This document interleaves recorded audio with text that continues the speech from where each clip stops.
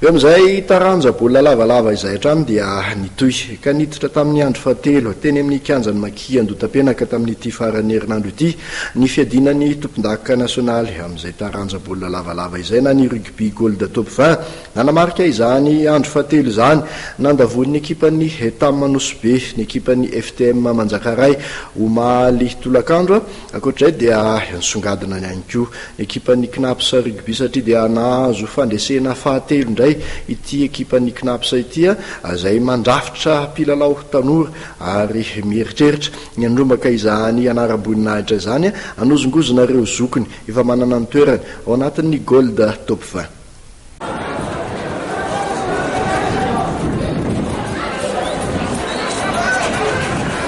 Fandresena telo tamin'ny lalao telo nataony no azo ny ekipan'ny Knaps amin'ny fiadinan'ny tompon-daka nasionaly taranja rugby na ny gold top 20. Fandresena sesy izay nametraka azy ireo amin'ny larana voalohany amin'ity fifaninanany teo amin'ny vondrona C misy azy.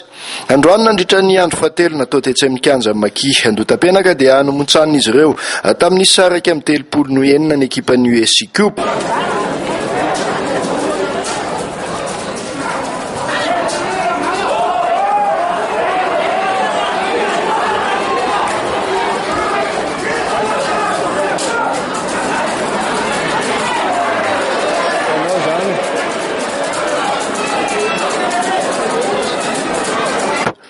Ny alohan'ny fialatsasatra dia efa nitarika tamin'ny saraka amin'ny 33 ny ekipan'ny Knaps. Ankoatr'izay dia nanamarika ity andro fahatelo ity ihany koa nandavon'ny ekipan'ny Tamanosibe ny ekipan'ny FTM Manjakaray tamin'ny isa 14 omaly sabotsy. Anisan'ny lalao be mpiandry ity fionana teo amin'ny FTM sy ny Tama ity satria ireo mpanjakan'ny quartier no niakatra kianja. Afabela araka izany ny ekipa Nanosibe satria resin'ny Dakar tamin'ny fionan'ny Rodota farany. Toy izao kosa ireo vokatra hafa tamin'ity andro fahatelo ny gold top 20 ity.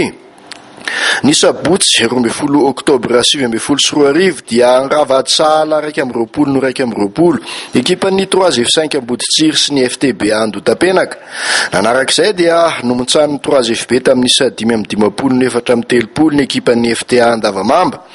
Resy ny 3FI Ambalavao isotry tamin'ny 7-20 ny Savonnerie Tropicale. Ny andro ny alahady indray dia resy ny TFM Akasana tamin'ny samavesatra 2-13 ny ekipan'ny VTM Tsalovana.